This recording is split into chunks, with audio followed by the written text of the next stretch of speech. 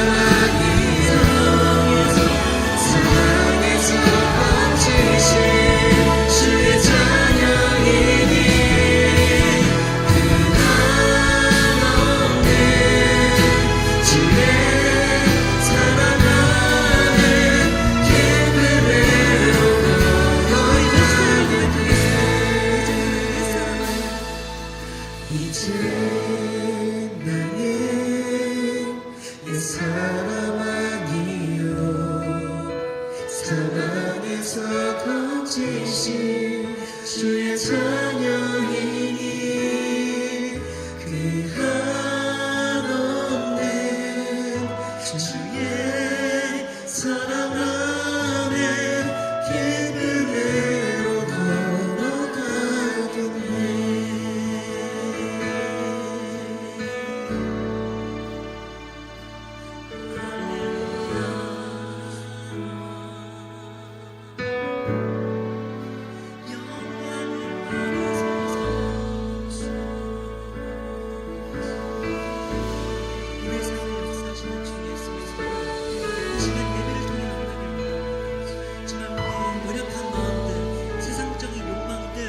모두 주님 앞에 내려놓고 겸손한 마음으로 순종하며 살아가겠습니다.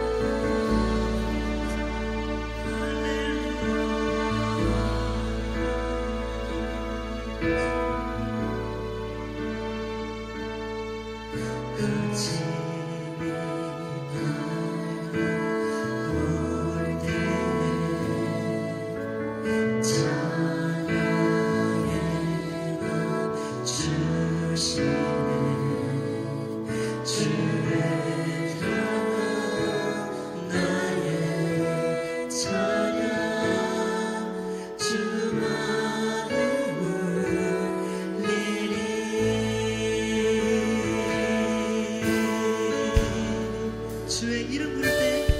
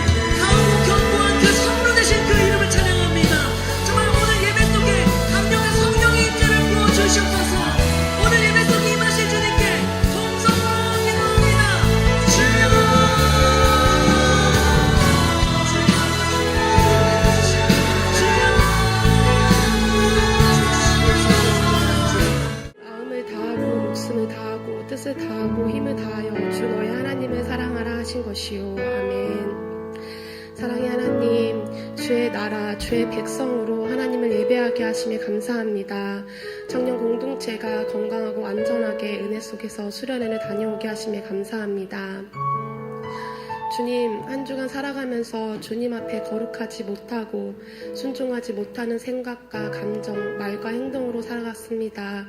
주님 앞에 우리의 죄를 고백하오니 주님 우리를 용서하시고 정결케 하옵소서. 주의 거룩한 옷 입고 하나님만을 온전히 예배하며 하나님과 깊은 사귐의 시간을 갖기를 소망합니다. 주님, 우리 교회를 사랑하셔서 주님의 은혜 속에 거하게 하시고 두 날개 1500 비전을 허락하심에 감사합니다. 주신 사명 앞에 열정을 다해 온 마음 다해 뜻을 다해 하나님을 힘써 사랑하는 예일교회가 되길 소망합니다. 가을 사역을 준비하고 있습니다. 말씀과 성령으로 충만하여 복음의 절대 능력으로 제자 삼는 세계의 비전을 이루어가는 건강한 교회가 되길 기도합니다.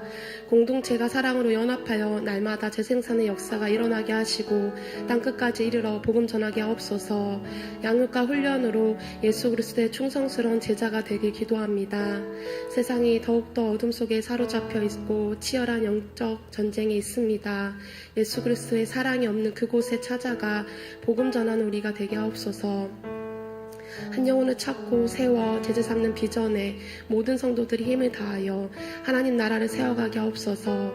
다음 세대가 어릴 때부터 말씀과 성령으로 양육되어 세상 나라 가치가 아닌 하나님 나라 가치로 성장하게 하옵시고 역사의 주역으로 주님께 쓰임받는 기쁨을 누리게 하옵소서. 주님, 우리 교회가 15 단기 선교사 파송을 준비하는 은혜를 베풀어 주시니 감사합니다. 준비하는 예비 단기 선교사 훈련생에게 축복을 더하시고 모든 시간 주님과 동행하는 기쁨으로 영혼 사랑하는 마음으로 훈련되게 하옵소서. 이 일에 모든 성도들이 보내는 선교사가 되어 나가는 선교사, 보내는 선교사의 연합의 기쁨을 누리며 세계 비전을 이루어가는 우리 교회가 되게 하옵소서. 청년 공동체 여름 수련을 통해 하나님 나라를 경험하게 하시고 그 나라를 준비하며 살아가는 우리가 새 노래를 부를 때까지 오직 하나님만을 사랑하는 자들이 되게 하옵소서. 서로가 서로를 사랑으로 세워가고 연합하여 하나님 나라의 열정으로 힘쓰는 건강한 공동체가 되길 소망합니다. 비전으로 앞서가시고 말씀으로 양육하시는 스승 되신 목사님이 날마다 성령 충만하게 하시고 하늘의 은혜와 위로로 축복하여 주옵소서. 말씀과 능력, 권능, 하늘의 지혜, 하나님의 순종하는 민첩함을 허락하시고 매 순간 모든 시간 건강함 속에서 사역하게 하옵소서. 함께 동역하는 디렉터 사모님께 건강함을 주시옵시고 사랑으로 섬기는 손길에 사역의 열매가 풍성하게 일어나게 하옵소서. 오늘의 예배 가운데 오직 하나님만을 찬양하기 원합니다. 영과 진리로 예배하는 우리가 되길 소망하며 말씀을 받는 우리의 굳은 마음을 제거하시고 새로운 마음을 허락하여 주옵소서. 한 주간 말씀과 치열하게 싸워 승리하게 하시고 주의 나라, 주의 백성으로 살아가게 하옵소서. 주의 통치를 인정하고 순종하는 삶을 살아가게 하옵소서. 함께 모여 예배하는 기쁨을 허락하신 주님, 이 모든 은혜에 감사드리며 우리를 사랑하시는 예수 그리스도의 이름으로 기도드립니다. 아멘. 하나님의 말씀 요한복음 1장 35절로 42절. 그 주보하고는 조금 달라요. 주보에 제가 잘못 줬어요. 2장이라고 잘못 써줘서 1장 35절로 42절 그리고 6장 8절로 9절 말씀. 자, 우리 한 절씩 교도하겠습니다. 요한복음 1장 35절. 또 이튿날 요한이 자기 제자 중 두 사람과 함께 섰다가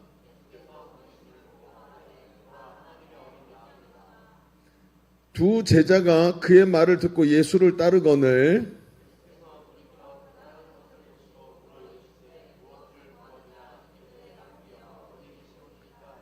랍비는 번역하면 선생이라. 예수께서 이르시되 와서 보라. 그러므로 그들이 가서 계신 데를 보고 그날 함께 거하니 때가 10시쯤 되었더라. 요한의 말을 듣고 예수를 따르는 사람 하나는 시몬 베드로 형제 안드레라. 그가 먼저 자기 형제 시몬을 찾아 말하되 우리가 메시아를 만났다 하고, 메시아는 번역하면 그리스도라. 아오니 예수 시몬 장차 게바라 하리라 하신, 게바는 번역하면 베드로라. 아멘.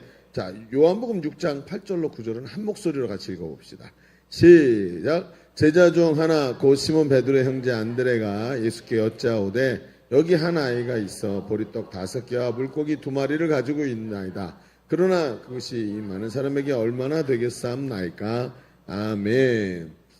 자, 여러분 성경 퀴즈 아니고 성경 아재 개그 한번 해볼게요. 성경 인물 중에 어깨 결림이 가장 심한 사람? 아담 들었어. 아담 바로 이런 거예요. 자, 성경에서 제일 날씬한 사람? 마르다. 말랐어요. 네, 마르다. 구약 성경에 여자 이름으로 된 성경이 3개래요. 그 중에 하나가 뭐 에스더서, 그다음에 룻기서, 그다음에 민수기. 예, 민수기. 민숙 씨. 예, 민숙이에요. 네, 그다음에 성경 66권 중에 그 중에 요한을 싫어하는 성경이 있대요. 요한을 싫어하는 성경. 글쎄, 요한계시록. 그래요, 요한계시록. 그 다음에 성경에서 귀가 제일 잘 들리는 사람. 귀가 너무 밝아. 제일 잘 들리는 사람. 들릴라. 예, 그래요. 자, 옆 사람이 말해주세요. 오늘도 잘 들으면 은혜가 넘칩니다. 시작. 오늘도 잘 들으면 은혜가 넘칩니다. 그래요. 자, 여러분, 오늘 우리는 성경의 인물 중에 한 사람을 좀 다시 살펴보려고 그래요. 그 사람의 이름은 안드레입니다. 오늘 서론을 짧게 하고 빨리 뒤에 할 얘기가 많아서. 복음서에는 예수님의 제자 중에 가장 핵심 멤버로 베드로, 요한, 야고보, 그리고 한 사람을 더 꼽다 그러면 베드로의 형제인 오늘 이 안드레를 꼽습니다. 근데 이 네 번째 사람으로 늘 예수님과 동행하는 사람 중에 하나죠. 그렇습니다. 오늘 본문에도 등장하지만 안드레는 시몬 베드로의 형제로 예수님께 베드로를 전도한 인물입니다. 뿐만 아니라 오병이의 기적에도 등장해서 예수님을 도운 사람이죠. 이 두 사건은 오늘 우리가 평상시에 보지 못하던 무언가를 보게 만드는 굉장히 중요한 구절이 돼요. 그래서 오늘도 이제 우리가 9월 달부터 가을 사역이 시작되는데 가을 사역을 앞둔 우리에게 몇 가지 중요한 제안을 해주는 이런 구절이 됩니다. 그래서 오늘 말씀을 좀 깊이 있게 들어봅시다. 예수님은 안드레가 어떤 믿음이 있었길래 안드레를 가까이 두셨고 그의 믿음이 오늘 우리에게 무엇을 말해주고 있는가? 가을 사역을 앞둔 우리에게 요청되는 믿음은 어떤 믿음인가? 이런 것들을 좀 발견하는 시간이 됐으면 좋겠어요. 오늘 말씀의 제목은 가능성을 보았다. 그리고 하고 그렇게 미완성의 제목을 만들어놨어요. 이 제목은 말씀을 마칠 때 아마 완성되지 않을까 하고 생각을 해보고요. 그리고 오늘 이 말씀을 좀 봅시다. 오늘 말씀 첫 번째는 이렇게 한번 써볼까요? 주보를 펼치셔서 선면에다가 믿음은 또 다른 가능성을 발견하는 것입니다. 이렇게 한번 써봅시다. 믿음은 또 다른 가능성을 발견하는 것이다. 이렇게 한번 써봅시다. 어디서 붕붕붕붕 거리는 소리가 좀 나네요?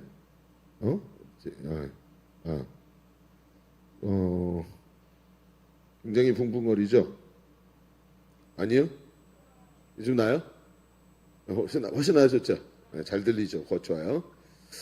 자, 과학기술의 발전 소용없어요. 사람이 해야 돼.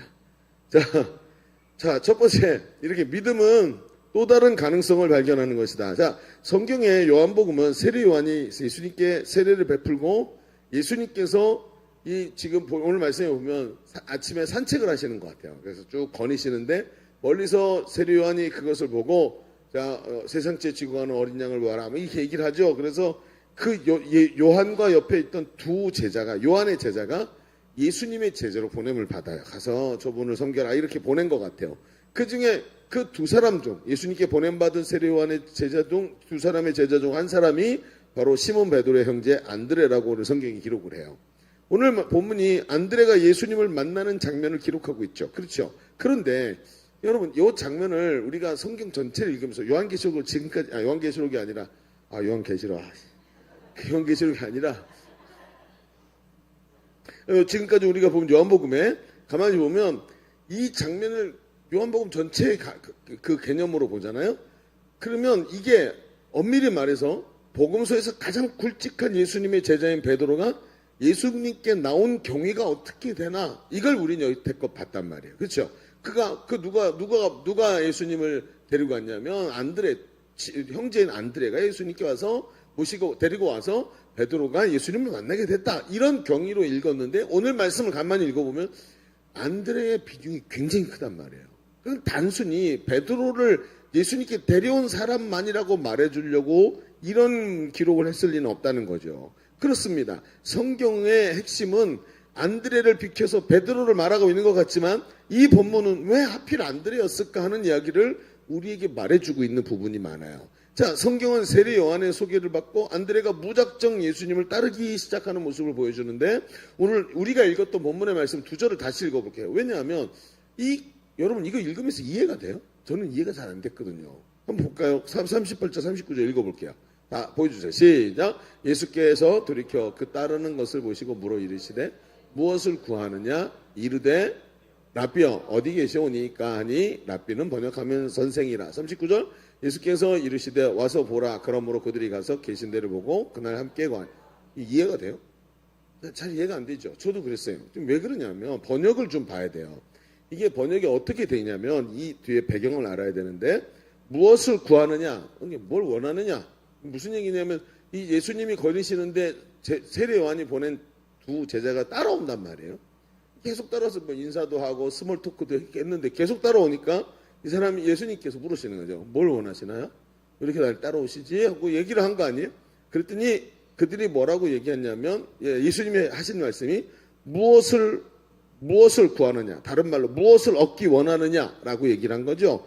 그랬더니 선생님 어디 계시오니까 물어요. 이게 무슨 말이야 도대체? 앞에 있는 사람 보고 어디 있습니까? 이런 얘기 무슨 뜻이냐면 어디에 묵고 계시고 어디에 지금 거주하고 계십니까? 라고 묻는 거예요. 여러분 이 질문은 무슨 뜻이냐면 단순히 주소를 묻는 질문이 아니라 당신이 어디 계시는지 우리가 찾아가고 싶고 당신과 함께 있고 싶습니다. 이런 뜻이에요. 삶의 그 당시에 이 선생과 제자의 모습은 도제 관계죠. 그래서 우리처럼 교재를 갖다 놓고 답달기하고 강의하고 가르쳐 주는 게 아니라 삶을 함께 하면서 그 선생님 자체를 배우는 거죠. 선생의 인격을 배우고 인생관을 배우고 그가 살아가는 삶을 배우는 거예요.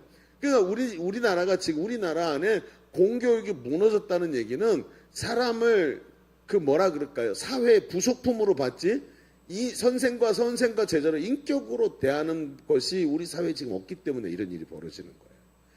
지식만 전하는 존재들이 됐으니까 지식은 선생이 아니면 어때요? 학원 가서도 얼마든지 배울 수 있고 인터넷 강의로도 배울 수 있잖아요. 여러분 이게 학교가 돼버린 거예요. 그러니까 인격적 관계 속에서 배움이 없어진 거예요. 그러니까 공교육이 무너질 수밖에 없죠. 학교가 과연 그러려고 우리가 아이들을 보내는 걸까요? 제 자녀를 그것 때문에 학교 보내는 건 아니잖아요. 그러니까 이런 부분에서 우리가 오늘 예수님 시대에 선생과 제자의 관계를 유추해 볼 수 있는 거예요. 그러면서 여기서 선생님 어디 계십니까? 내가 당신의 삶의 현장에 찾아가서 스승의 가르침을 듣고 당신의 삶 속에서 함께 배우고 싶습니다 하면서 그분이 머무르는 삶의 자리에 함께 있기를 원한다는 거예요. 그랬더니 예수님의 대답이 뭐예요? 대답이 뭐라 그랬어요? 예수께서 이르시되 와서 보라. 그렇죠. 무슨 얘기죠? 제자로 받아들여 주시는 장면이에요. 그러니까 앞뒤가 딱 맞죠.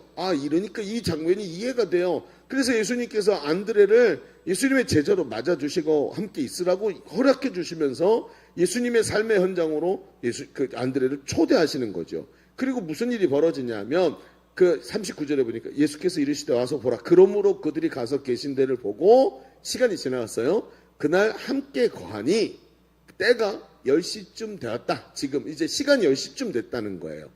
자, 이게 무슨 얘기냐면 유대인들은 말이죠. 시간이 저녁 때 해가 딱 떨어지면 다음 날이에요. 해가 있는 날까지만 오늘이에요. 그래서 어떻게 되냐면 예수님이 십자가에 달리셨을 때도 제사장들하고 이런 사람들이 예수님의 시신을 빨리 내리려고 그러죠. 그래서 다리를 꺾어서 죽은 시신의 다리를 꺾어 죽은 거 확인하고 시신 빨리 내려달라 그래요. 왜냐하면 해가 지면 그 다음 날이 안식일이에요. 근데 안식일인데 시체를 만지면 율법에서 부정하거든요.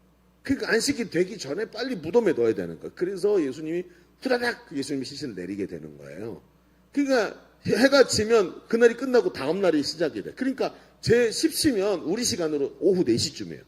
하루가 저녁 거의 다 갔다고 봐야 되죠. 그럼 4시면 이 사람들은 하루를 정리해야 다음 날이 깜깜해지면서 시작이 되니까. 근데 안드레가 자기 형제 시몬에게 후다닥 뛰어가요. 4시쯤 돼가지고 10시에 하루 종일 예수님과 함께 있다가 후다닥 뛰어가서 베드로를 만나자마자 뭐라고 얘기해요? 시몬을 만나자 우리가 메시아를 만났다.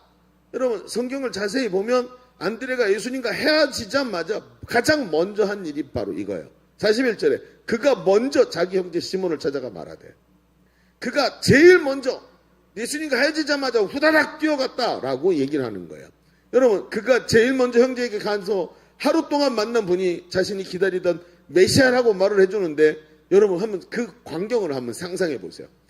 지금 왜 이런 일이 일어났을까요? 여러분 어떠세요? 저는 있잖아요. 어디 외국에 가거나 그래서 굉장히 좋은 걸 보거나 맛있는 걸 먹잖아요. 그 가족들이 생각나더라고요. 아, 이런 음식은 우리 아들이 좋아하는데, 이런 걸 우리 아내가 좋아하는데 이거 빨리 이거 너무 예쁜 립스틱을 봤어요. 그걸 사가지고 아내에게 선물을 줘야 되겠다 이런 생각이 들어요. 거짓말 아니에요. 그렇죠? 저는 좋은 남편, 착한 사람이랍니다. 어쨌든 그게 원하는 거예요. 자, 안드레가 지금 예수님 만났어요. 예수님 만나서 예수님과 함께하면서 그분의 말씀을 들으면서 점점 깨달아. 아, 이분이 메시아구나. 이분이 바로 하나님 보내신 사람 맞구나 하고 깨달으면서 계속 누가 생각이 났을까요? 시몬이 자기 형제가 생각나. 야, 이 예수님을 만나 보니까 우리 형이 이분 만나야 되는데. 우리 형이 이분 만났으면 오늘 난리가 났을 텐데. 이분을 만나보니까 이분이 지금 우리 형 같은 사람을 찾고 있는데, 너무 늦었다. 오늘 빨리 끝나고 가서 우리 형을 모시고 데리고 와서 예수님 만나게 해야지. 이 생각으로 하루 종일 마음이 들떠 있던 거예요. 끝나자마자 뭐예요? 제일 먼저 후다다닥 뛰어가갖고 자기 형 시몬에게 이야기를 해주는 거예요. 형, 드디어 메시아를 만났어! 하고 소리를 지르는 거 아니에요? 그리고 예수님께 데리고 와서 예수님과 시몬을 소개시키고 예수님이 어떻게 해요? 그 시몬에게 베드로, 페트라, 반석, 바위라는 별명을 주시는 거예요. 이 시대에 별명을 준다. 선생이 제자에게 별명을 준다는 건 그걸 제자로 받아들이고 그에게 의미를 부여한다는 뜻이에요. 그러니까 벌써 여기가 뭐예요? 이게 부르심인 거예요. 제자로 부르심을 말하는 거예요. 그러면서 관계가 만들어져요. 성경은 안드레가 시몬을 예수님께 인도하는 사건을 중요하게 우리에게 말해주고 있죠. 왜 그럴까요? 사실상 베드로는 예수님의 부르심에 그렇게 쉽게 응답하지 않아요. 이게 지금 사복음서인데 복음서 4개를 통틀어서 지금 이 사건을 시간 순으로 쫙 배열을 하잖아요. 그러면 이 얘기가 스토리가 쫙 나오는데 이런 얘기가 나와요. 지금 예수님께서 안드레를 통해서 첫 번째 부르셨죠. 베드로가 예수님께 찾아가서 이름도 베드로라는 이름을 받지만 예수님께 순종하지를 않아요. 그 다음에 어떤 일이 벌어지냐면 예수님께서 그를 두 번째 부르시는데 마태복음 4장 18절로 20절에 갈릴리 바닷가에서 고기 잡던 베드로와 안드레, 옆에 안드레가 있었어요. 그에게 가서 나를 따라오라. 내가 너로 사람을 낚는 어부가 되게 하리라 하시는 장면이 나오죠. 그랬더니 그들이 어떻게 하냐면 즉시 그물을 버리고 배를 버리고 예수님을 따랐대요. 여러분 무엇을 뜻하죠? 이미 부르심 받은 베드로가 예수님을 따르기는 하지만 온전히 헌신하지 못하니까 두 번째 와서 다시 부르시는 장면이에요. 근데 이 두 번째 부르시는 장면에 배와 그물을 버려두고 예수님을 따른 것 같지만 따르지 않아요. 그때뿐이었어요. 그 다음에 어떤 일이 벌어진지 아세요? 베드로의 장모가 열병이 걸렸고 예수님이 그 집에 찾아가서 베드로의 장모의 열병을 기도해서 고쳐주시는 장면이 나와요. 문제가 생기는 거예요. 계속. 그러면 따라야 되잖아요. 따르지 않아요. 누가복음 5장 1절에서 11절에 보면 예수님이 베드로를 세 번째 부르시는 장면이 나와요. 베드로가 누굽니까? 어부입니다. 이 사람은 이 어부가 그냥 어부가 아니라 고고학자들이 베드로의 집터를 찾아보니까 그 집터가 나왔는데 그 베드로 집터에 집이 처음에는 보통 크기였는데 점점 방이 커져. 옆에 방이 붙고 또 방이 붙고 마치 꽃이 있잖아요. 옆에 꽃잎이 막 생기듯이 이렇게 집이 생기는 거예요. 이런 집터가 여기에 가버나움에 누구밖에 없어요? 이렇게 사람이 많이 모인데 베드로의 집밖에 기록이 남아있지 않아요. 그러니까 이 가버나움 시골에 예수님이 베드로의 집을 선교 근거지로 삼아서 계속 사역하셨는데 그 집이 어부의 집이었고 그 집에서 통조림 공장이 발견이 돼요. 우리말로 하면. 그 당시엔 통조림이 없었겠지만 저장하고 말려갖고 대량 생산하는 그런 장소가 나오기 시작해요. 그러니까 사람들이 고고학자들이 여러 가지 문헌을 통해서 알게 되는 거예요. 자료와 문헌을 통해서 베드로는 단순한 고기 잡던 어부가 아니라 사업가였다는 거예요. 이 사람은 굉장히 중요한 이 고기 잡는 게 쉬운 일이 아니었다는 거예요. 그러니까 이제 이해가 되는 거죠. 왜 배와 그물을 버려두고 예수님을 쉽게 따르지 못했는지. 이게 보이는 예수님이 부자가 천국에 가는 것이 그죠? 낙타가 바늘길로 가는 것보다 어렵다 그랬더니 베드로가 뭐라 그래요? 그런즉 우리가 아비와 배를 버려두고 그물을 버려두고 주님을 따랐으니 우리가 무엇을 얻겠습니까? 물어보는 이유가 있던 거예요. 그러니까 베드로가 절대로 이게 예수님 따르기가 쉬운 사람이 아니었다는 거죠. 그런데 이때 어떤 일이 벌어지냐면 밤새도록 고기를 잡았는데 고기를 한 마리도 못 잡아. 오늘 공친 거야. 완전히 와 이런 날은 정말 더운 날인데 오늘 완전히 허당을 치다. 어떻게 한 마리도 못 잡냐? 처음이다 라고 생각하고 허탈해갖고 아침을 맞이했는데 예수님이 오시는 거예요. 오시더니 사람들이 막 개떼처럼 쫓아오니까 와가지고 예수님이 앉으시는데 예수님이 아우 베드로 우리 만난 적이 있지? 그러면서 다시 얘기를 나누면서 왔어 앞으로 막 그러면서 뭐 얘기하고 막 이러면서 그런 걸 예수님이 어떻게 해요? 배 위에서 좀 내가 설교해도 되겠니? 막 이러면서 얘기를 했을 거 아니에요? 그래갖고 올라갔고 그래서 쓰시라고 그랬고 올라갔고 앉고 사람들은 이렇게 물가에 이렇게 올라갈 거 아니에요? 물가니까 앉으니까 이제 오디언스가 되고 마치 극장처럼 여기 무대 배 위는 무대 이렇게 올라가는 데니까 이렇게 완전히 극장처럼 앉아갖고 예수님이 육성으로 말해도 다 들리도록 돼 있는 거예요. 그래서 갈릴리 바닷가에서 전하신 이유가 요 구조 때문이다라고 말하는 사람들도 많아요. 그러니까 쉽게 들리죠. 잘 들리죠. 그러니까 많은 사람이 와서 앉아서 하는데 베드로가 밤에 야간 작업을 했잖아요. 집에 가서 자야 되는데 이 양반이 여기서 전하네. 이 배는 내 배인데 이거 그냥 두고 갔다가 둥둥 떠갖고 저 가운데까지 가면 안 되잖아. 그러니까 이거 버티고 서야 돼. 눈 부릅뜨고 앉아갖고 듣고 있다가 예수님의 말씀이 처음으로 그의 귀를 완전히 사로잡기 시작. 여러분 말씀을 들어야 돼요. 믿음은 말씀을 들으면서 난다고 성경이 말하잖아요. 그러니까 교회 오고 교제하고 사람들 만나고 예배 참여하고 아니요. 믿음은 말씀에서부터 나오는 거예요. 그 말씀을 듣고 처음으로 집중해서 듣는데 엄청난 충격을 받죠. 그러면서 그가 깨달아요. 자기가 죄인인 걸 깨닫고 예수님이 하나님의 아들이신 걸 깨닫고 얘기합니다. 주님 나를 떠나소서 나는 죄인입니다 라고 고백하죠. 그랬더니 예수님께서 이제후로는 네가 사람을 취하리라. 세 번째 똑같이 부르셔. 첫 번째는 어떻게 부르세요? 이름 져주고 부르고 두 번째는 내가 너로 사람을 낚는 어부가 되게 하겠다고 부르시고 세 번째는 네가 이후로는 사람을 취하리라. 이렇게 말씀하시면서 부르시는 장면들이 이게 나오는데 학자들은 요 장면 요 깊은 데로 가서 그물을 던져서 주님 앞에 회개하고 하는 요 장면을 베드로가 결정적으로 헌신한 장면이라고 보는 거예요. 그런데 가만히 생각해 보면 이 과정을 겪으면서 그 옆에 누가 있었죠? 아까 제가 읽었던 두 번째 부르시는 장면에 보면 나를 따라오라 내가 너로 사람을 낚는 어부가 되게 하리라 할 때 베드로와 안드레가 거기 같이 있었어요. 무슨 얘기냐면 안드레는 이미 예수님의 제자이면서도 베드로와 옆에 함께 계속 있었다는 거예요. 왜 그럴까요? 예? 베드로에게 영향을 받아서 베드로가 시키는 대로 했을까요? 그게 아니에요. 여러분 그는 이미 예수님의 제자였지만 어쩌면 베드로가 예수님을 만나고 그가 예수님의 부르심에 순종하기까지 그게 쉬운 일이 아니라는 것을 동생인 안드레는 형제인 안드레는 알고 있었을 거예요. 그래가지고 어떻게 하죠? 그 둘 사이를 연결하기 위해서 베드로 곁에 있었을 거라는 것입니다. 그는 예수님을 보자 믿음으로 예수님이 메시아인 것을 알고 따랐지만 정말로 예수님을 따르고 그분께 쓰임받을 수 있는 가장 강력한 사람이고 가장 가능성이 많은 베드로가 주님을 만나는 데 있어서 가지고 있던 여러 가지 어려움, 개인적 어려움, 성품적 어려움, 환경적 어려움을 극복하는데 도움을 주는 일을 하기 위해서 거기 있었다는 거예요. 베드로가 누굽니까? 그는 기독교 역사에 있어서 바울과 함께 가장 큰 주님의 일꾼이라고 보아도 되는 사람 아닙니까? 그렇게 대단한 사람이 자신의 성품의 문제로 자기의 환경의 문제로 주님께 헌신하기가 어려울 것을 알고 그의 헌신을 도와주고 있었다는 것입니다. 안드레는 주님을 만나고 베드로에게서 베드로가 이미 위대한 하나님의 사람이 될 것을 혹시 알고 있었던 것은 아닐까요? 확실한 것은 엄청난 능력의 사도 베드로를 만들어낼 때 그 복음의 비전을 보고 그 사람의 비전을 본 안드레가 없었다면 베드로는 결코 주님께 나오기 어려웠을 거라는 거예요. 여러분 오늘 이 얘기는 우리에게 굉장히 중요한 걸 얘기합니다. 성경은 수많은 사람들이 이런 가능성을 발견하고 그 가능성의 대가를 지불한 것을 이야기를 해요. 심지어 예수님을 보십시오. 예수님은 제자들을 위해서 3년 반의 공생의 기간 동안 제자들을 양육하시고 훈련하시고 투자를 감행하십니다. 그런데 그렇게 많은 것을 쏟아 부었는데도 제자들은 예수님을 정치적 메시아로 생각하고 예수님이 죽음에서 부활하셔서 여기 구멍이 빵빵 나 있고 막 다시 면류관 쓰셨던 자국이 다 있는데도 죽었다 살아나신 분이 나 이제 오늘 하늘로 올라간다 하고 발이 하늘로 떠갖고 부붕 올라가는데 우리 언제 혁명 일으키나요? 이런 소리를 하고 있는 거예요.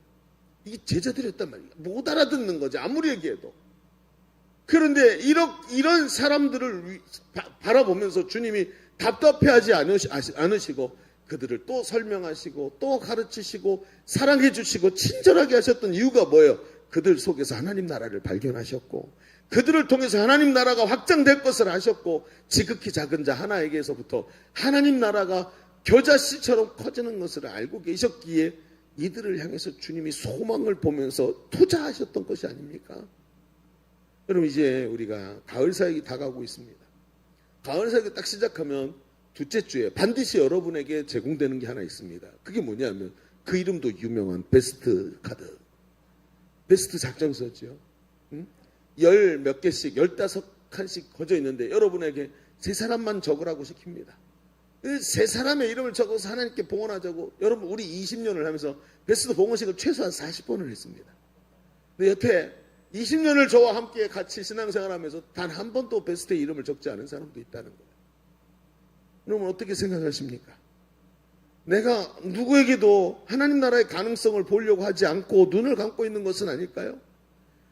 여러분 그렇게 수많은 행복 모임을 하면서도 지금 행복 모임이 눈앞에 다가오고 있는데 전도하고 영혼 구원하고 싶어서 마음속에 가슴 아프게 품고 있는 한 영혼이 우리에게 필요한 것이 아닙니까? 저 사람 정말 주님 만났으면 좋겠다.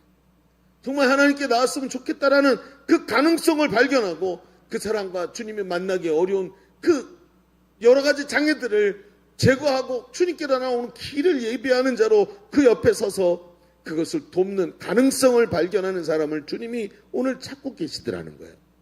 주님, 지금도 주님은 우리가 우리 주변에 하나님 나라의 가능성을 우리가 발견하고 그것을 위해 투자하기를 원하고 계십니다. 여러분, 관계를 넓히십시오. 여러분, 아파트에 사시는 분들 매일 올라가다 보면 오르락 내리락 하다 보면 윗집 아저씨, 아랫집 아줌마 늘 만나지 않습니까? 만나면 뭐합니까, 여러분? 모르는 척하고 핸드폰 쳐다보고 있죠. 아는 척 하십시오. 오늘 또 뵙네요. 지난주에는 아드님 뵀는데 여러분 이 한마디가 이웃과의 관계를 열고 그 사람에게 말을 걸 수 있도록 해줍니다. 사람들을 만나시고 그 사람들을 사귀십시오. 요즘 사람들은 사람을 사귀는데 수많은 시간과 노력이 들어가는 거 알기 때문에 자꾸 나랑 관계없는 사람에게 말을 안 걸려고 그래요. 그렇지 않습니까? 말을 걸면 피곤해지고 시간이 들어가고 신경 써야 되는 게 많아지는 걸 알고 있어요. 아니요. 계속 만나고 사귀고 말을 열기 시작해야 됩니다. 그럴 때 내 눈에 뭐가 보이냐면 정말 예수님이 필요한 사람이 보이게 되는 겁니다. 그리고 그의 장점을 세워주고 단점을 감싸주십시오. 그 사람에게 위로자가 되고 당신이 그 사람에게 꼭 필요한 사람이 되십시오. 요즘 사람들에게 정말 필요한 게 뭔지 아십니까? 위로자입니다. 위로자. 나에게 잘 될 거라고 말해주는 위로자. 요즘에 외국 사람들이 한국어를 배우는 사람들 중에 정말 좋아하는 말이 있대죠. 괜찮아, 괜찮아. 괜찮아. 우리는 괜찮아가 무슨 뜻이에요? 대체 오케이 이런 뜻이잖아요. 근데 여러분 한국어를 배우는 외국인들은 그걸 심도 있는 철학적 용어로 생각을 한대요. 괜찮아, 괜찮아. 뭐라고 듣는다 그러죠? 여러분 이 사람들이요. 한국어를 우리가 쓰는 것보다 더 심오하게 쓰면서 괜찮아라는 단어를 너무 중요하고 위로되는 말로 받아들이고 있더래요. 우리 시대가 정말 필요한 게 뭡니까? 위로자가 아닙니까? 내가 마음을 열고 다가가면 나에게 위로를 받고 나를 필요로 하는 사람들이 생깁니다. 제가 한번 얘기했죠. 제 동기 중에 신학교 동기 중에 전도사가 하나 있었는데 저보다 3살쯤 많은 형이었어요. 근데 이 친구는 말이죠. 점심때가 되면 자기 밥 사주겠다고 사람이 줄 서서 기다려. 저도 전도사였는데 그러니까 제가 이해가 안 돼요. 형 오늘 또 점심 누가 사주는 거야? 나 그 사람 뭐 먹고 올게. 그리고 단짝 친구였는데도 맨날 점심 먹으러 누구한테 끌려가는 거예요. 밥 사주고 막 그래갖고 도대체 왜 그런 거 나중에 알게 된 건데 이 친구가 지금도 목사님이에요. 행신동에서 목회를 하는데 제가 신학교 때부터 이 친구의 장점이 뭐냐면 다른 사람의 장점을 빨리 파악해요. 그래가지고 뭐 하냐면 이 사람의 장점을 칭찬을 해줘. 그 친구들이 다 전도사님인데 막 사역에 어려움 당하고 막 이러면 야 너는 그래도 정말 네 마음이 넓잖아. 그러면서 이 사람의 장점 계속 칭찬해주면서 그런 거 갖고 사역하면 정말 많은 사람이 너한테 위로를 받을 거야. 이렇게 얘기해요. 그렇죠? 이번에 우리 선교사 훈련 잘 받고 왔니? 네? 장점이 뭘까요? 이번에 봤더니 동기들 중에 남자가 자기밖에 없더래. 그죠? 근데 다 누나야. 오할 필요 없어. 다 누나야. 그러니까 완전히 이번에 가갖고 1년 동안 진짜 개박살나서 올 거야. 잔소리에. 응? 그래서 여기 위로해줘야 될 거 아니야. 그래도 너는 등치가 크잖아. 키가 크잖아. 너 짐꾼으로 딱이야. 딱. 너 하나님께 쓰임 받을 수 있어. 짐꾼, 보터 이렇게. 응? 못해서 위로를 해야 되는. 그렇죠? 여러분 주한이가 이번에 우리 15호로 하나님의 은혜를 받은 줄로 믿습니다. 우리가 함께 협력하고 같이 동역자가 돼야 합니다. 어쨌든 물론 동기 중에 여자가 10명이나 되는데 야 무섭다. 야, 이제 잔소리 한마디씩만 해도 10마디 듣는 거 아니야. 나 같으면 힘들어. 다음 기수로 미룰 것 같아. 나 같으면 죽었다 이제. 야 참 그래요. 그래서 필요한 게 뭐예요? 그 장점을 말해주고 단점을 감싸주고 그러면서 해주니까 전도사님들이 동기 전도사님들이 이 사람만 만나면 위로를 받는 거예요. 그러니까 사역이 어렵고 삶이 어려우니까 이 사람한테 전화를 해요. 형 오늘 밥 한 끼 같이 할까? 내가 점심 사줄게. 같이 밥 먹자. 그러고 이 사람을 초청해갖고 같이 밥 먹으면서 간식 밥만 먹어도 위로가 되니까 계속 위로를 해주니까 그러니까 줄 서서 기다리는 밥 먹는 사람. 제가 나중에 이 양반을 보고 깜짝 놀랐어요. 이 사람은 정말 다른 사람의 이야기를 잘 들어주고 이 사람이 만나면 저도 위로를 받는 거예요. 자꾸 제 장점을 말해주면서 잘할 수 있다고 말해주니까. 여러분 이게 뭐예요? 이 사람 세우는 방법. 관계를 여십시오. 수많은 사람이 당신을 필요로 하고 있어요. 이 시대에 당신이 위로자가 되기를 원해서 하나님이 이 자리로 당신을 보내셨어요. 그리고 그 위로자가 돼서 영적 리더십을 형성하고 그를 위해 당신이 내가 기도해 줄게 라고 말하세요. 그게 전도예요. 내가 기도해 줄게. 그리고 다음 주에 만나면 내가 기도하고 있다고 말하세요. 그것만으로도 당신 영적 리더십을 가지게 되는 거예요. 나중에 언젠가 그가 수심에 차 있을 때 밥 한 끼 같이 먹자고 말하면서 대화를 나누면 그가 행복 모임에 같이 오게 돼 있어요. 여러분 마음을 여세요. 관계를 넓히세요. 수많은 가능성들이 여러분 주변에 있습니다.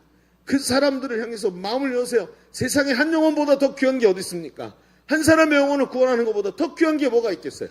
오늘 내가 남들보다 조금 더 잘 되는 거 그거 예수님께서 하나님께서 요 각도만 살짝 트시면 왕창 열리는 거예요. 이거 하나님이 어느 게 빠르지 여러분이 바글바글 노력한다고 되는 것 같고 그거 따라갈 수가 없어요. 여러분 댐에 가갖고 바켓으로 물 퍼갖고 이쪽에다 옮기는 게 아니라 댐에 수문을 열면 되는 거야. 하나님께서 이 모든 것을 더하시면 되는 거예요. 중요한 게 있어요. 주님이 보시기에 아름다운 사람이 되셔야 하는 것입니다. 성경은 바로 이 안드레를 이렇게 우리에게 소개하고 있는 거예요. 위대한 사도 베드로가 이런 가능성을 발견한 안드레 한 사람을 통해서 주님께 나오게 되었다고. 바로 이런 사람을 주님 원하시는 거예요. 자, 첫 번째 얘기를 정리해 봅시다. 우리 지금까지 가능성을 발견하는 믿음에 대해서 이야기를 나눴어요. 안드레는 그렇게 고대하던 메시아를 만나고 그 메시아를 만나는 동안 베드로를 떠올렸습니다. 그의 가능성을 보았습니다. 그리고 곧바로 그를 주님께로 데리고 나오고 또 만남을 주선하고 그 만남이 성사되도록 문제들을 치우고 약점을 도와주는 일을 마다하지 않았던 것입니다. 오늘도 우리에게 또 다른 사람의 가능성이 보여야 하는 것입니다. 저 사람 주님 만나면 대박인데, 저 사람 주님 만나면 되는데, 이런 마음이 오늘 우리 가운데서 일어나게 될 줄로 믿습니다. 그때 제자들이 당신을 통해 주님을 만나게 될 거예요. 그런데 이런 말씀을 전하면서 뭐 어떤 소리가 마치 여러분 저는 설교를 준비할 때 이게 앞에 서 있다고 생각하고 준비할 때가 많아요. 앞에 딱 서 있으면 창수가 늘 가운데 앞에 딱 앉아 있어요. 창수가 저한테 큰 위로를 줘요. 왜냐면 얘는 지금 여러분 표정 안 보이죠? 계속 싱글싱글 웃고 있어요. 제가 여러분이 유머를 딱 쳤을 때 아무도 안 웃잖아요. 얘 혼자 웃어요.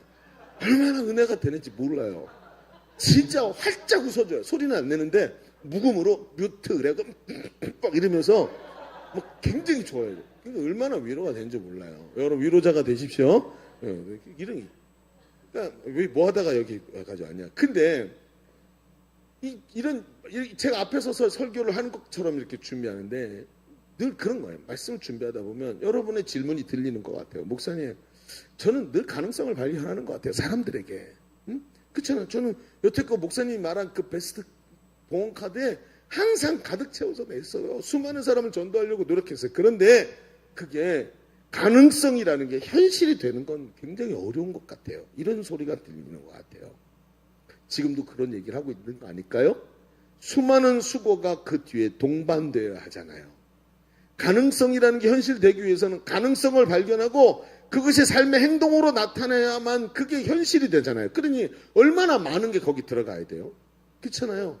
하루를 살면서 안 그래도 바빠 죽겠고 막 연구실에 몰입해갖고 연구해야 되고 직장에서 여러 가지 업무들을 해결해야 되는데 수많은 사람에게 가지를 쳐갖고 이 사람도 관심 주고 저 사람도 관심 주는 게 얼마나 어려운 건지 잘 알아요. 그래서 이게 부담스러운 거예요.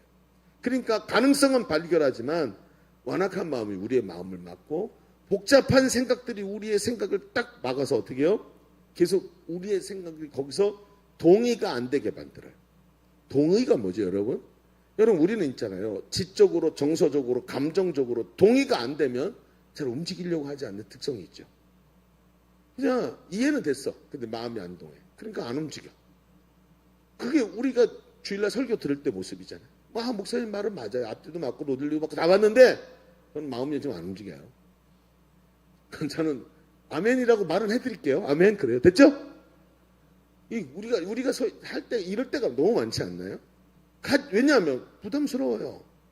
동의가 안 돼요. 죽어도 움직이지 않는 고집센 당나귀처럼 우리의 행동이 쉽게 나오지가 않는 거예요. 그러니까 이런 말씀들이 우리에게 아멘은 되지만 행동이 안 나오니까 가능성을 봤을 때 가능성이 현실로 뒤바뀌는 데는 굉장히 어려운 갭이 있다는 거예요. 자, 오늘 여기서 우리는 이 문제에 대해서 좀 생각을 해봅시다. 자, 오늘 두 번째에다가 이렇게 써볼까요? 앞에 1번에서 첫 번째에서 발견한 가능성이 현실이 되게 하는 능력이 있대요. 그 능력이 뭐냐면요. 순종이라는 거예요.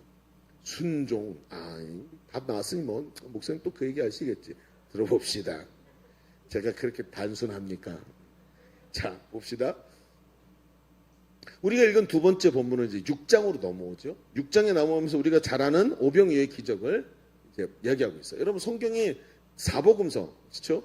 사복음서 전체 똑같은 기사가 나오는 게 이 오병이어의 기적이 유일해요. 오병이어의 기적이 사복음서 전체에 다 나와요. 다른 거는 뭐 누가복음, 마가복음 이렇게 나온다. 그리고 뭐 했는데 세복음서에 나오는 것도 굉장히 많이 나오는 거거든요. 근데 이 사복음서 전체에 다 나오는 건 이거예요. 그러니까 얼마나 중요한 얘기냔 말이에요. 자, 이때가 언제냐면 6월절이지. 절기가 가까운 때예요. 사람들이 예수님께 모여들어서 말씀을 듣고 있죠. 이번에도 보니까 8월 15일 연휴가 되니까 와, 우리 수련회에서 우린 15일 날 돌아왔거든요. 올라오는데 강릉에서 출발을 해가지고 오는데 차가 막혀. 근데 서울까지 막혀. 깜짝 놀랐어요. 도로가 거의 꽉 차 있는 거예요. 근데 뭐라 그러냐면 어제부터 막혔대. 목요일부터 막혀서 금요일 내내 막힌 거야. 우리는 안 막히고 왔는데 사람들이 얼마나 많이 저쪽으로 갔는지. 그렇죠? 그래서 서울이 가벼워지고 저쪽이 무거워진 거. 완전히. 이 정도 진짜 많이 가더라고. 계속 막히는 거 계속. 이틀 내내 막혔다는 거예요, 거의. 사람들이 이게 휴가나 휴식이나 노는 걸 목숨 걸고 하는 것 같아요. 어쨌든 뭐 그런 느낌을 좀 받았습니다만. 어쨌든 이렇게 명절이 되니까 사람들이 막 예수님께 몰려온 거예요. 쉬는 날인지. 그랬더니 예수님께서 이렇게 말씀하세요. 요한복음 6장 5절에 6장 5절 보여주세요. 자, 예수께서 같이 읽어볼까요? 시작. 예수께서 눈을 들어 큰 무리가 자기에게로 오는 것을 보시고 빌립에게 이르시되 우리가 어디서 떡을 사서 이 사람들을 먹이겠느냐 하시니. 자, 사복음서 전체에 나오니까 한번 각색을 쭉 해봅시다. 예수님은 지금 이 사람들이 다 몰려왔어요. 아침부터 말씀을 듣고 저녁 때쯤 됐는데 이제 배가 뉘엿뉘엿지니까 이 사람들이 배가 고픈 거죠. 딴 성경에 보니까 이 사람들이 집에 가다가 기진해가 힘이 없어서 쓰러질까 봐. 예수님 걱정스러워. 애들을 좀 먹였으면 좋겠다라고 얘기하는 거예요. 자, 내용을 보세요. 빌립에게 이르시되 우리가 어디서 떡을 사서 이 사람을 먹이겠느냐. 자, 예수님이 진짜 원하시는 건 뭐죠? 먹이는 거예요. 그런데 빌립이 대답을 해요. 자, 뭐라 그랬냐면 예수님 조금씩만 먹게 할지라도 200데나리온의 떡이 부족합니다. 자, 여러분 이게 얼마나 되냐면 한 데나리온이 노동자의 하루 품삯이에요. 그럼 하루 품삯을 10만 원으로 잡아봅시다. 그럼 200데나리온이면 얼마죠? 10만 원, 100만 원, 1000만 원, 2천만 원이네. 그렇죠? 200데나리온이면 2천만 원이에요. 근데 이 사람들이 이게 왜 200데나리온이라고 괄호를 쳤냐면요. 이 하루가 365일이죠. 근데 유대인들은 안식일에 일 안 하죠. 그다음에 절기 때 일 안 하죠. 그러니까 비 오면 또 일 못하고 뭐 이래 해가지고 하루에 품삯을 우리가 얻을 수 있는 품삯이 평균적으로 1년 내내 200데나리온 정도, 200일 정도 일할 수 있다는 거예요. 그러면 200데나리온이라는 뜻이 무슨 뜻이죠? 한 해 연봉이란 뜻이에요. 큰 돈이죠. 일반 우리 평민들, 일반 서민들한테는 큰 돈이란 말이에요. 한 몫의 재산이 될 만큼 한 해의 연봉이니까. 여러분 생각해 보세요. 이게 개인으로는 감당할 수 없는 일입니다. 이런 얘기를 하는 거죠. 이때 성경이 갑자기 이 카메라 렌즈를 쫙 안드레에게 바뀌고 비춰줘요. 그의 특이한 모습이 성경에 기록이 됐는데 이 빌립이 이렇게 돈에 집착하고 예수님의 말씀이 어디서 떡을 사서 이들로 먹게 하겠느냐 그랬는데 빌립은 떡을 산다는 데다 집중했고 안드레는 다른 데 집중을 하죠. 그 집중한 데가 어디예요? 6절 8절 우리가 읽은 말씀인데 제자 중 곧 시몬 베드로의 형제 안드레가 예수께 여짜오되 여기 한 아이가 있어 보리떡 5개와 물고기 2마리를 가지고 있나이다. 그러나 이것이 많은 사람에게 얼마나 되겠습니까? 하고 얘기를 해요. 자, 시작하는데 시몬 베드로의 형제 안드레라고 얘기를 해요. 여러분 안드레가 많은 곳에 안 나와요. 몇 군데 안 나오는데 안드레 이름이 1장에 나왔던 게 지금 요한복음 6장에 또 나오죠.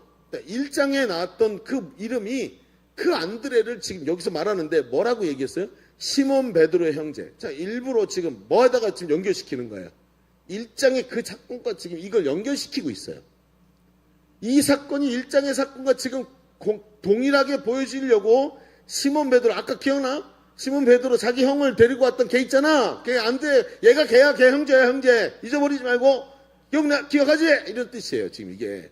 그러니까 이렇게 해가지고 뭐라 그러냐면 얘가 지금 애를 데리고 왔어. 애를 이렇게 얘기하는 거예요. 자, 이게 뭐죠? 어린아이의 도시락이었어요. 무슨 말입니까? 지금 안드레는 예수님의 말씀을 흘려듣지 않고 돈이 아니라 먹이겠느냐 하는 예수님의 마음에 집중을 해요. 마음을 읽었어요. 그 와중에 이 음식을 우리가 저들에게 먹여야 되니까 필요한 게 뭐예요? 돈이 아니고 뭐예요? 음식인 거였어요, 사실은. 그러니까 제대로 알아듣고 안드레가 뭘 했냐면 그 많은 사람들, 남자만 5,000명이었고 최소한 여자와 아이들까지 10,000명, 많이 보면 20,000명이나 되는 사람이 뭐 있을 거라고 얘기를 해요. 자, 그러면 그 사이를 삐집고 들어가서 말을 하기 시작해요. 여러분, 여기 혹시 음식 가지고 계신 분 계세요? 오늘 저녁 때가 돼서 아까 우리 다 먹었는데, 아, 그래요? 혹시 음식 가지신 분? 하고 막 돌아다니는데 어떤 꼬맹이가 엄마가 싸준 도시락을 못 먹고 옆에 있던 사람하고 같이 먹었고 그냥 이렇게 남아있던 거 얘기 들으니까 저요! 하고 애가 손을 드는 거죠. 애들 나대기 좋아하니까, 그죠? 나대기 좋아하는 애가 싹 손 딱 들고 저 여기 있어요! 막 그러면서 줬을 거 아니에요. 들고 왔어. 그런데 이게 뭐예요? 어린애의 도시락이니까 용량이 얼마나 되겠습니까? 보리떡 5개, 요 주먹보다 조그만 요만한 한 입에 들어가면 되는 떡 5개하고 물고기 2마리. 물고기 2마리 그렇게 이따시한 물고기가 아니에요. 여러분 이게 뭐죠? 우리나라도 밥 먹을 때 가장 기본 밥이 뭐예요? 기본 밥하고 반찬이. 제가 군대에 있을 때 여러분 혹시 여러분 군가 중에 식사가 불러본 적 있어요? 식사가?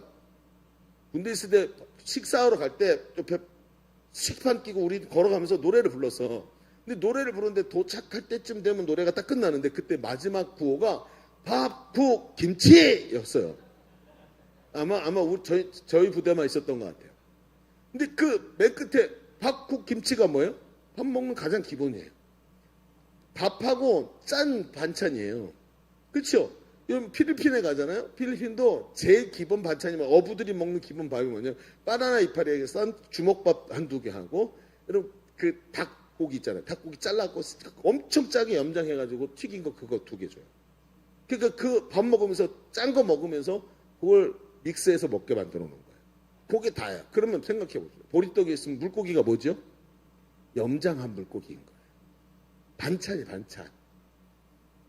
점심 안 드셨나요? 꼴딱꼴딱 넘어가지? 그러니까 이게 크기가 얼마나 되겠어요? 얼마 안 되죠? 근데 그 예수님께 그 아이를 데리고 와서 이 도시락을 예수님께 내미는 거예요. 그가 한 이야기를 들어보세요. 9절에 여기 한 아이가 있어 보리떡 5개와 물고기 2마리를 가지고 있나이다. 근데 이게 이 많은 사람에게 얼마나 되겠습니까? 자기도 알고 있어요.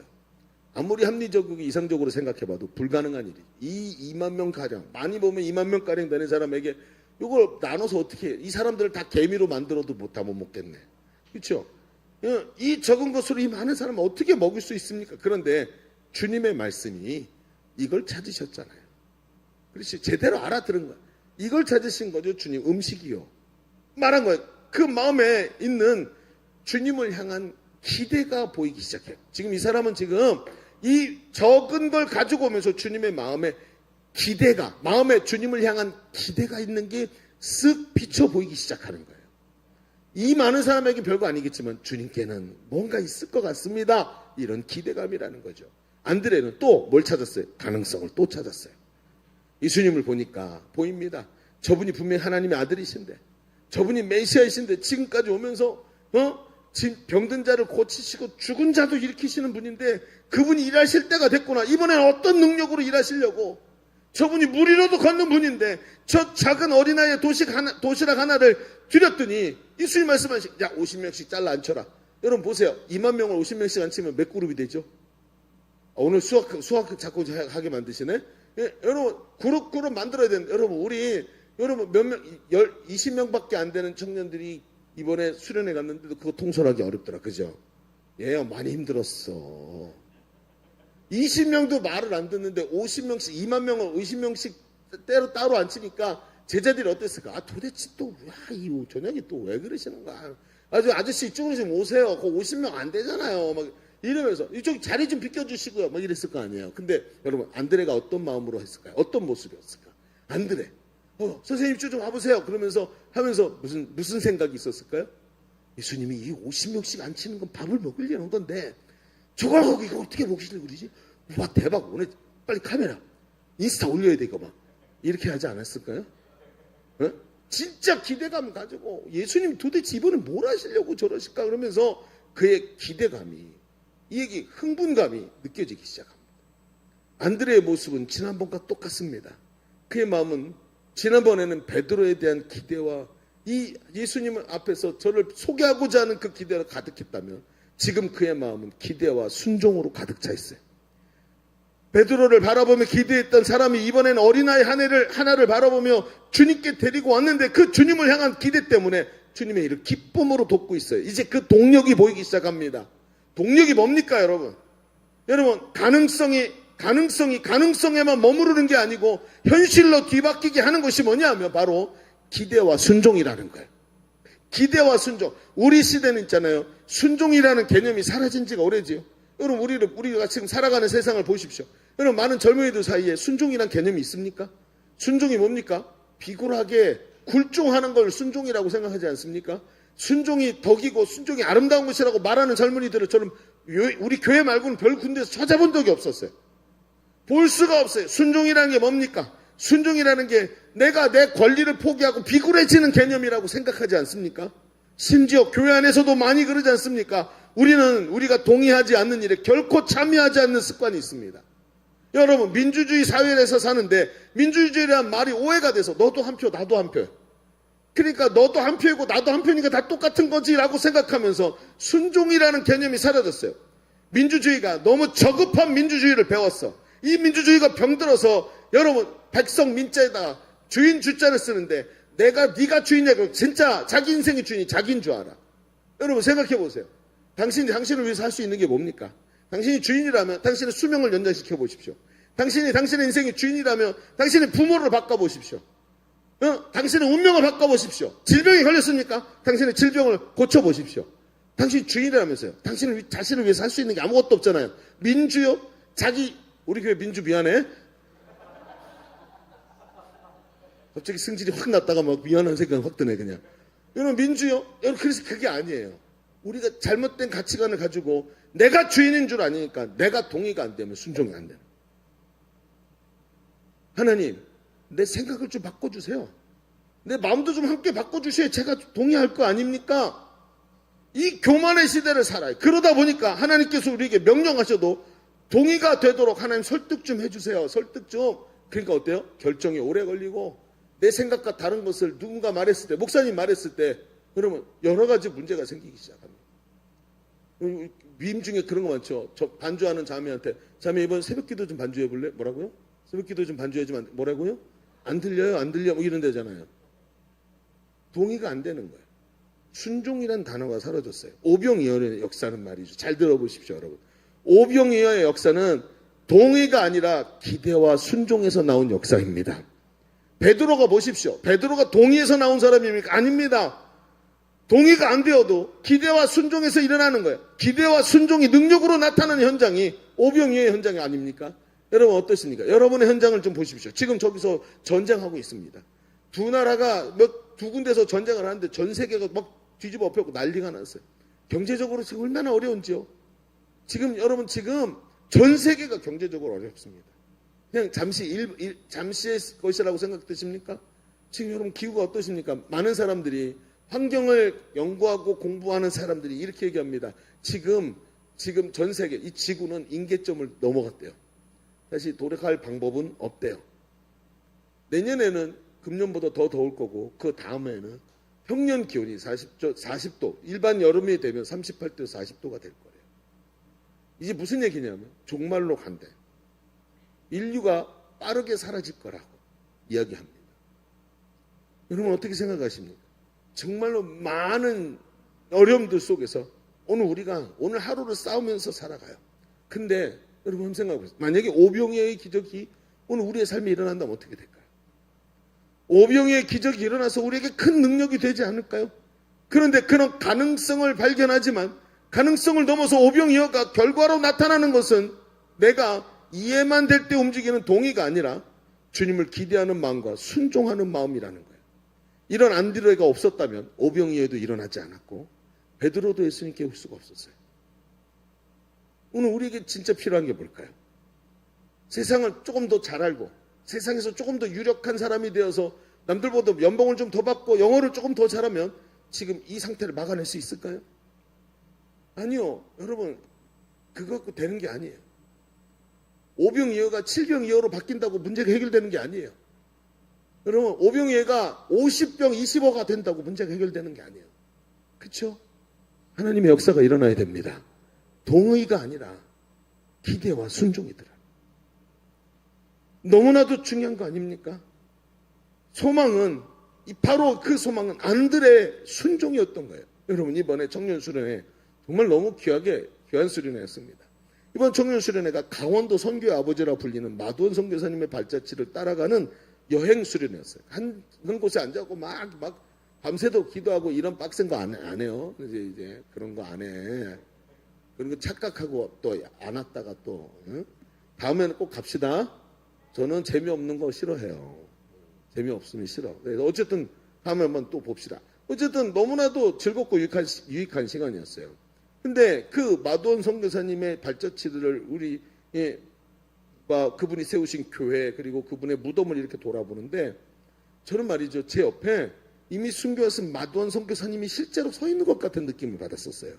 왜 그러냐면 우리를 안내하시는 분이 누구냐면 홍천 희망교회 개척자이시고 원로이신 김광선 목사님이라는 분이었어요. 근데 이분이 80이 넘으신 분인데 은퇴하셔서 이제는 원로 목사가 되죠.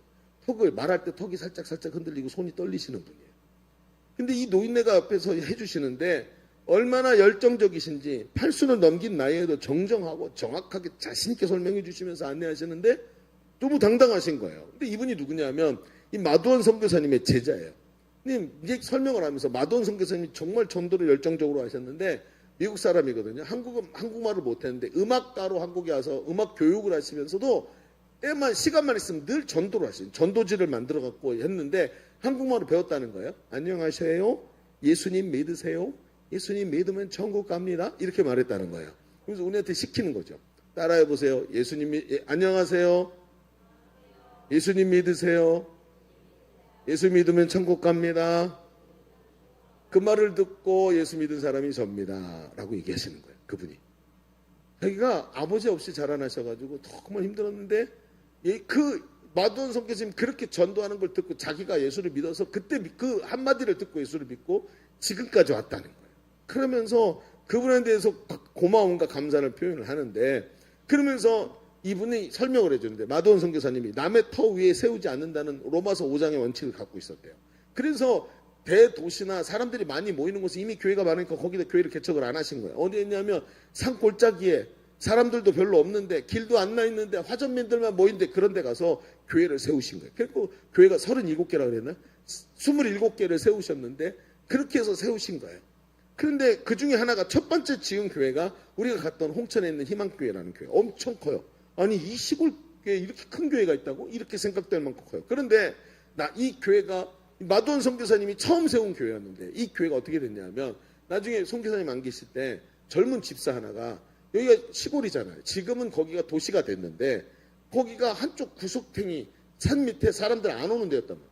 오죽하면 거기 길도 없었대요. 남의 땅 사이에 땅을 하나 구해가지고 지었기 때문에 그냥 걸어서는 올 수 있는데 길이 없는 거야.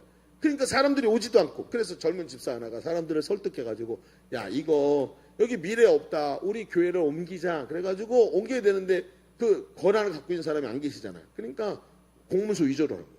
도장하고 이런 거 위조해가지고 그 당시에는 이런 게 쉬웠단 말이죠. 만들어가지고 사람들하고 이렇게 해가지고 싸바싸바 해갖고 교회를 팔아갖고 딴 데 산다고 했다가 없어졌어 사람이. 날라버린 거야.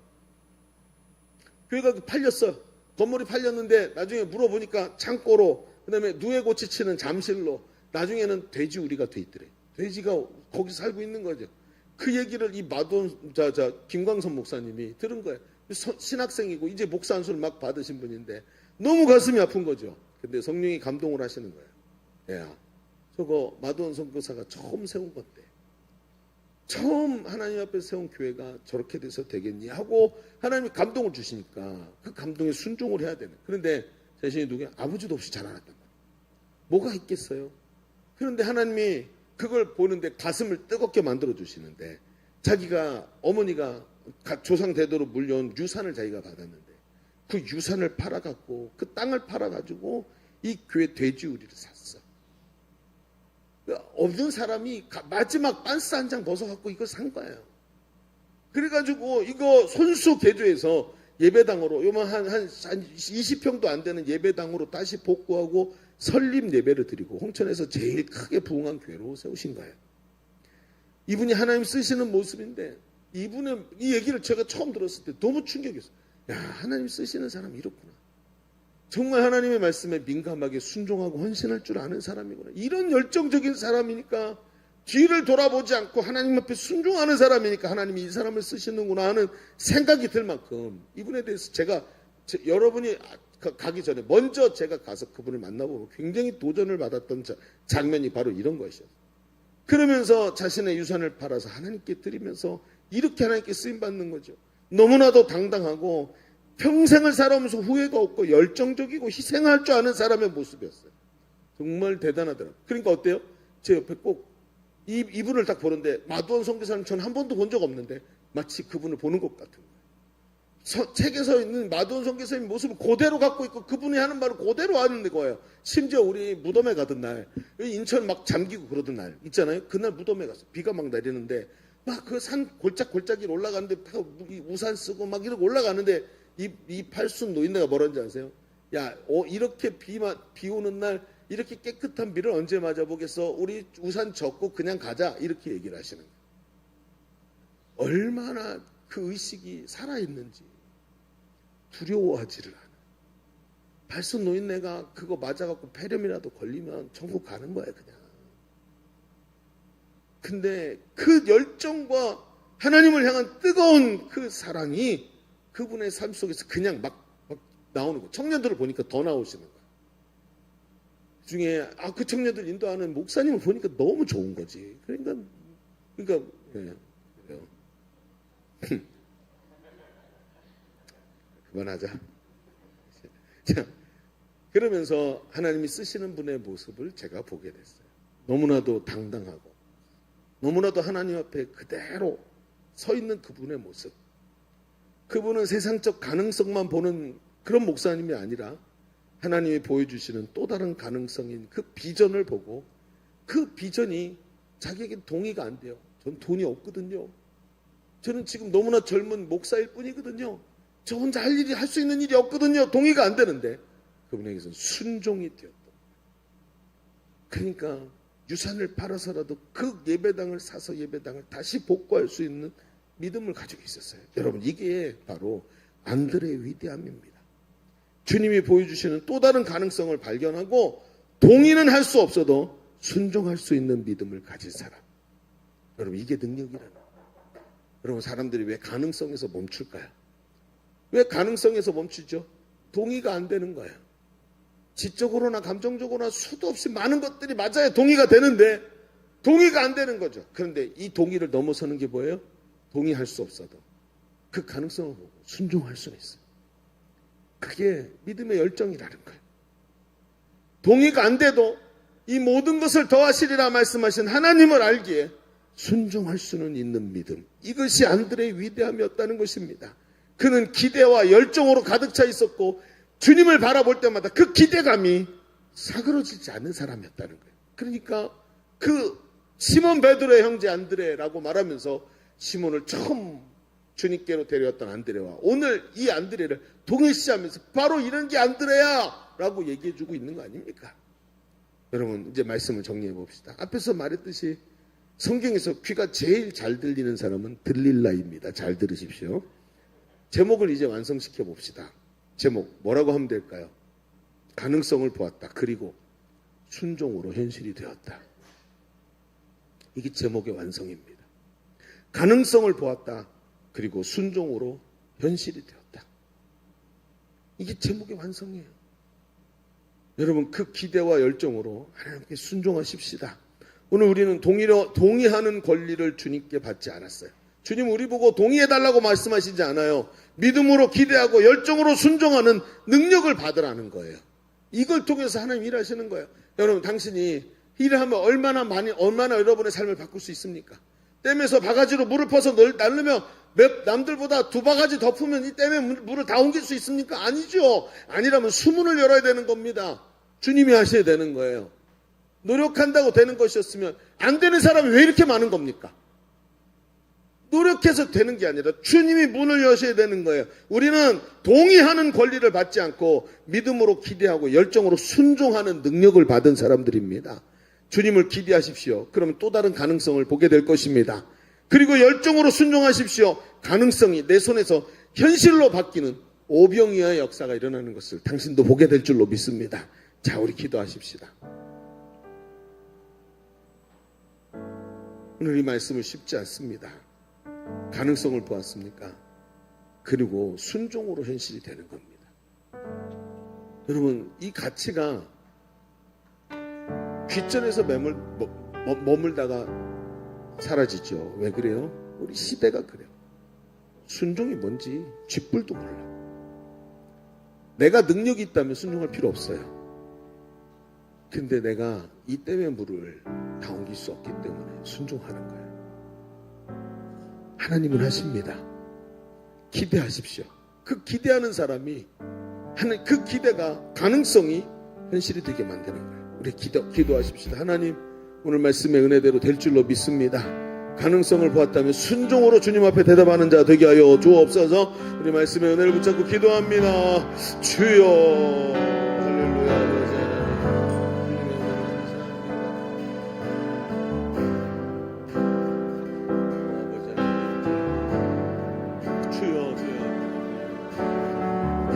할렐루야.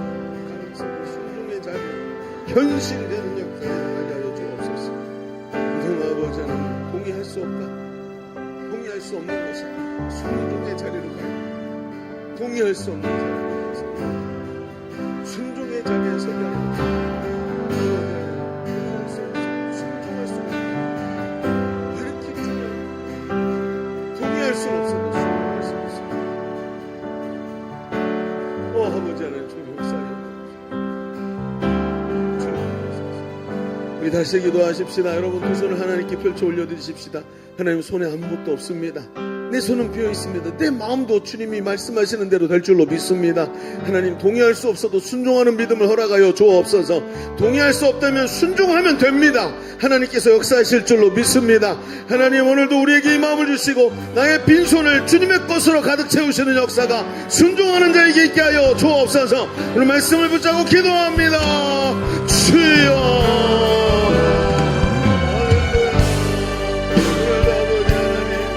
동의할 수 없어.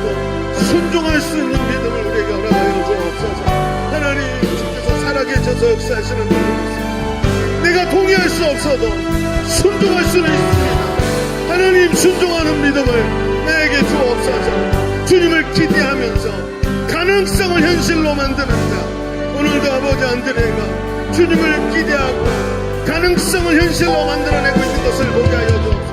오 할렐루야. 주님 역사하소서.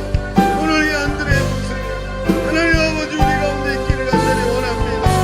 아버지 동의할 수 없어도 순종할 수 있었던 아버지, 그래서 어린아이를 데리고 주님 앞에 나올 수 있는 아버지 그 믿음을 우리에게 허락하여 주옵소서.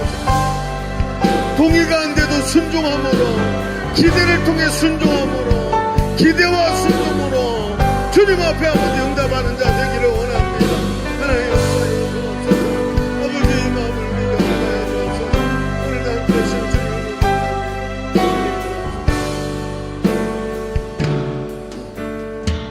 너희가 먹을 것을 주라는 말씀이 너무나도 터무니없어서 동의할 수 없지만 순종해서 어린아이와 그의 도시락을 가지고 주님께 나온 안드레가 오병이어의 주인공이 된 것을 봅니다. 주님, 오늘 우리의 삶을 바라보는 가치관이 바뀌기를 원합니다. 우리가 사는 시대는 순종이라는 단어가 너무나도 바보스러운 단어라서 입으로 거론하기조차 어려운 단어이지만 하나님, 오늘 우리는 동의할 수는 없어도 순종할 수 있는 믿음이 있기를 간절히 원합니다. 아버지, 그런 사람 되기를 원합니다. 우리 시대의 가치에 사로잡혀서 하나님 앞에서 너무 뻣뻣한 모습으로 서서 전혀 주님 앞에 동의할 수 없는 사람으로 서 있는 것이 아니라 오직 순종의 자리에서 주님을 기대함으로, 주님도 이번엔 또 무슨 일을 일으키실까 기대함으로, 그 기대감으로 순종하면서 하나님께서 일하시는 걸 바라보는 오병이어의 기적을 보는 하나님 실력 있는 믿음들이 다 되게 하여 주옵소서. 오늘도 함께 하신 하나님께 감사드리며 예수님의 이름으로 기도하옵나이다. 아멘. 우리 하나님께 감사를 올려드립니다.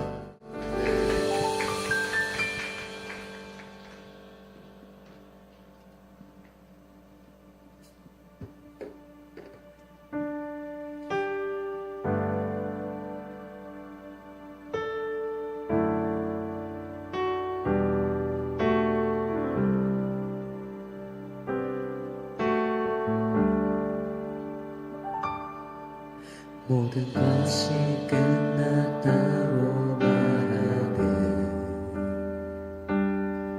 사람들의 말을 듣지 말아라. 하나님은 아직도 너에게서 시선을 떼지 않았다. 세상에서 답을 찾지 말아라. 사람들을 의지하지 말아라. 너의 모든 문제는 하나님만이 해결할 수가 있다. 기도를 쉬지 마라. 기도를 쉬지 마라. 찬양을 멈추지 마라. 하나님이 너를 주목하고 있다. 예배에 집중하라. 말씀을 붙잡아라. 하나님을 만나면 끝난 것이다.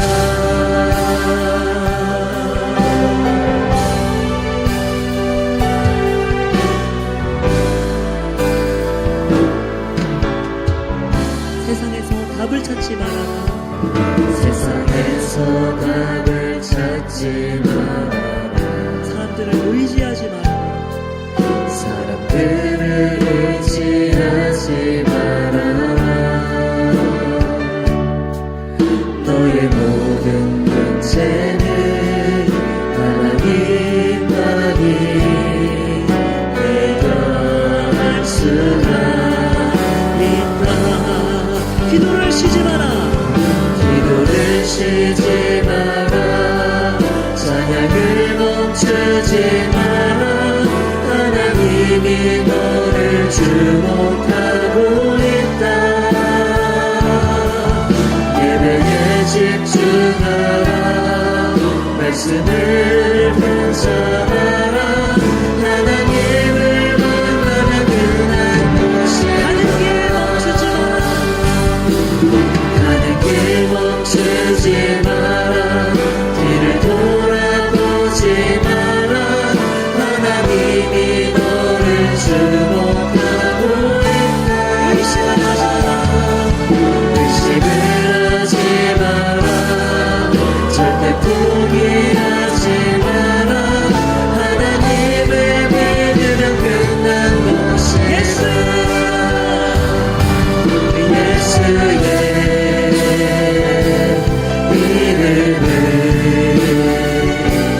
세상의 소망이요 예수의 이름은 천국의 기쁨이 예수의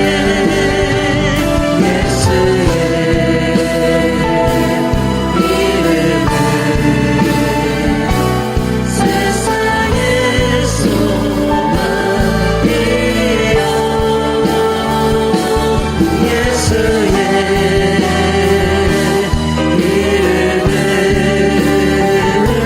천국의 기쁨 목소리 올려봅니다 기도를 쉬지 마라 기도를 쉬지 마라 찬양을 멈추지 마라 하나님이 너를 주목하고 있다